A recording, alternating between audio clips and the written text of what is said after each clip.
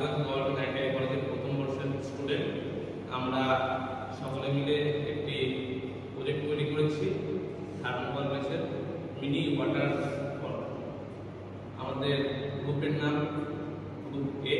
তো এই প্রজেক্টের সম্বন্ধে আমাদের সব সহকারীরা একে একে বিবরণ দেবে।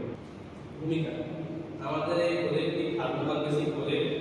এই প্রজেক্টটির মূল উদ্দেশ্য হচ্ছে এটি একটি ঝর্ণার মডেলকে তৈরি করা হয়েছে।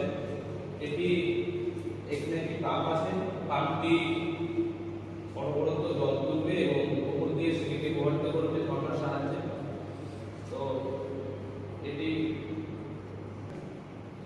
এটি পাম্পটি অনবরত জল সঞ্চালন করে এবং উপর দিয়ে নিচের দিকে জলটাকে প্রবাহিত করে এবং এই প্রকল্পটি জলের সঞ্চালন নীতি প্রদর্শন করে। প্রকল্পটি সৃজনশীল এবং আকর্ষণীয় নীতিকে প্রদর্শন করে।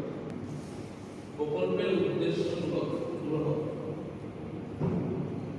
জল সঞ্চালনের মূল নীতিবোধ: ফোয়ারা ব্যবহারের জল পাম্পের কার্যপদ্ধতি সম্পর্কে জানা এবং সৃজনশীলতা এবং হাতে কলমে মডেল তৈরি দক্ষতা।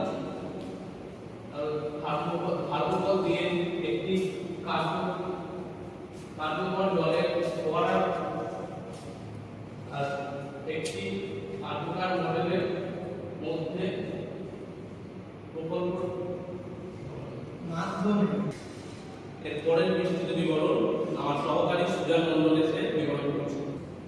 নমস্কার, আমার নাম সুজয় মণ্ডল। আমি আইটিআই গভর্নমেন্ট আইটিআই কলেজের প্রথম বর্ষের ছাত্র, প্লাম্বার স্টুডেন্ট।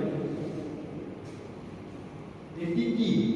থার্মোকল ভিত্তিক জলের ফোয়ারা হলো থার্মোকল। এটি জলের পাম্প এবং একটি জলের পাত্র ব্যবহার করে তৈরি এক ধরনের ফোয়ারা। এতে কর্কমর মধ্য দিয়ে জল প্রবাহিত হয়। জল প্রবাহ ও ফোয়ারা তৈরি করে। উদাহরণ সমূহ হলো থার্মোকল, প্লাস্টিক পাইপ, আটা, পাম্প, রং, সিমেন্ট, সাদা সিমেন্ট, এর লাগে। প্রধান বৈশিষ্ট্য হলো যেমন থার্মোকল দিক থেকে একটি ঝর্ণা খুঁজে ছোট জলের পাম্প ব্যবহার করে অবিরাম জল প্রবাহের মধ্যে একটি ব্যাপক সমুদ্র ঝর্ণা তৈরি করে। নমস্কার, আমার এর পরে বলবেন সহপাঠী অতনু ঘোষ। নমস্কার, আমি অতনু ঘোষ, প্লাম্বার ট্রেডের একজন ছাত্র। এরপরের বিবরণটি আমি দিচ্ছি কার্যপদ্ধতি কি করে কাজ করে। থার্মোকল বিদ্যুৎ জলপ্রপাত জল সঞ্চালনের জন্য নিচুতে কাজটি করা হয়, যেখানে একটি ছোট পাম্প জলধারা তার মাধ্যাকর্ষণ জলের প্রভাবে এক জায়গা থেকে আরেক জায়গায় জলটি তুলে সেটিকে প্রবাহিত করে এবং একটি অবিচ্ছিন্ন জলপ্রপাতের সৃষ্টি করে। এরপরে হচ্ছে প্রক্রিয়া। এই প্রক্রিয়াটি থার্মোকল ব্যবহার করে ঝর্ণার পরিকাঠামো তৈরি করে এটি প্রধানভাবে তৈরি করা হয়। মডেলের নিচের অংশে একটি জলাধার তৈরি করা হয়, যেখান থেকে জল তুলে সেটি মাধ্যাকর্ষণ প্রভাবে আরো নিচে করে পাঠানো হয়। তারপরে ঝর্ণাটি জল দিয়ে পূর্ণ করা হয় এবং সেটিকে জল তুলে একটি পাত্র থেকে মানে একটি জায়গা থেকে প্রবাহিত করে অন্য জায়গায় দিয়ে দেওয়া হয় এবং পাম্পটি চালু করা হয় যাতে জল অবিরামভাবে এক জায়গা থেকে অন্য জায়গায় যাওয়া হয়। আবেদন স্কুল বা কলেজের বিজ্ঞান প্রদর্শনী প্রজেক্ট হিসেবে ব্যবহার করা হয়। প্রথমত, দ্বিতীয়ত জল সঞ্চালন এবং পাম্পিং ব্যবস্থার কার্যকরী এটাকে দেখানো হয়, কি করে করা হয়। তারপর হচ্ছে বিভিন্ন রকম বাড়ি, অফিস এবং বিভিন্ন আকর্ষণীয় শোপিসের এবং সাজসজ্জার জন্য এটি ব্যবহার করা হয়। তারপর শিক্ষার্থীদের প্রকৌশল ও নকশা বিষয়ক মৌলিক ধারণা বুঝতে কি সহায়তা করা হয়। তারপর হচ্ছে শিক্ষা ও পরিবেশগত সচেতনতা বৃদ্ধির জন্য এই প্রজেক্টটি নানাভাবে ব্যবহার করা হয়। এই প্রজেক্টের অ্যাডভান্টেজগুলো প্রথমত low cost and easy to construct, মানে খুব কম খরচে এটি করা হয়। লো কস্ট এফিসিয়েন্ট যেটাকে বলা হয়। 2 নম্বর হচ্ছে light weight and easy two.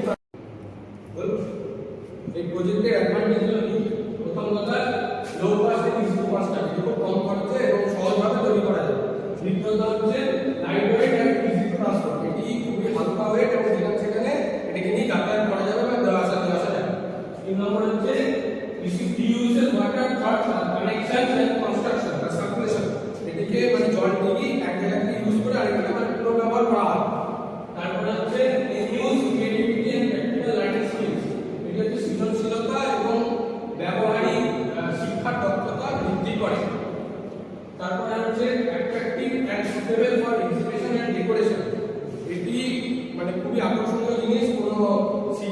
প্রদর্শনীর জন্য স্কুল কলেজে রাখার জন্য হলো সেফটি এডুকেশন, যেটি হচ্ছে সতর্কতা বা তার কিছু সম্বন্ধিত জিনিস। এখন keep electrical connection away from the water to prevent electric shock, মানে এটা সবসময় জল থেকে যে ইলেকট্রিক কানেকশন গুলো আছে সেগুলো আলাদা রাখতে যেন কেউ শর্ট সার্কিট বা কিছু না হয়। 2 নম্বর হচ্ছে ensure the water pump is properly insulated and installed, আপনাকে দেখতে হবে যে জলের পাম্পটি সব ঠিকঠাক ইনসুলেটেড আছে কিনা বা লাগানো আছে কিনা, যাতে লিক হচ্ছে বা লিক হচ্ছে কিনা সেটা দেখা। 3 নম্বর হচ্ছে handle cutting tools carefully while shaping the thermocol, মানে যেগুলো কাটিং টুলস আছে থার্মোকল কাটার সেগুলো সবসময় ঠিকঠাক ভাবে ইউজ করা।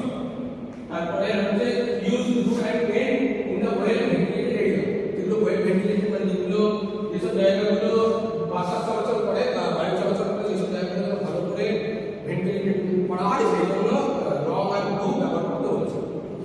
4 নম্বর হচ্ছে check on connection before switching on the power supply, সমস্ত রকম পাওয়ার সাপ্লাই দেখতে হবে কোথায় কি লিক আছে না আছে, কোনটা তার কানেকশন আছে সেগুলো দেখতে হবে যাতে আমার পাওয়ার সুইচিং হয় কোনো শক বা কিছু না হয়।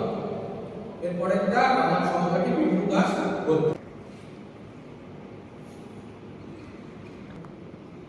জল সঞ্চালন ব্যবস্থার কার্যপদ্ধতি বোঝায়।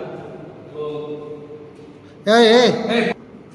প্রকল্পের শিখন জল সঞ্চালন ব্যবস্থার কার্যপদ্ধতি ও কার্যপদ্ধতি বোঝায়। দ্বিতীয় হচ্ছে সাবমার্শাল ওয়াটার পদ্ধতি, পরিচালন পদ্ধতি, সঞ্চালন জানা। তারপর হচ্ছে মডেল তৈরি ও নকশা করা, দক্ষতা গড়ে তোলা, সৃজনশীলতা ও সমস্যা সমাধানের সক্ষমতা বৃদ্ধি করা, কার্যক্ষমতা স্টার্ট